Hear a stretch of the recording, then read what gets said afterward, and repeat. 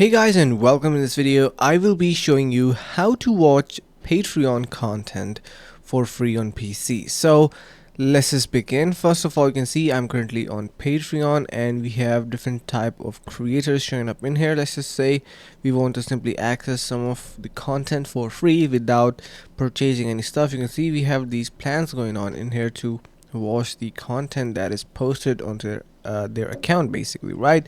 So of course, joining isn't free. It is going to be coming up with a price to be paid, but if you are lucky enough, you can simply download a software that is called Filfic and Filfic basically, and you can download the software, and once you do, it is going to be offering you a downloading process. So what you need to do is simply copy the content URL address and whatever you would like to access for free, you are going to be pasting that in the software. Of course, this is a paid software, but you can also download for free and get 20% off as well.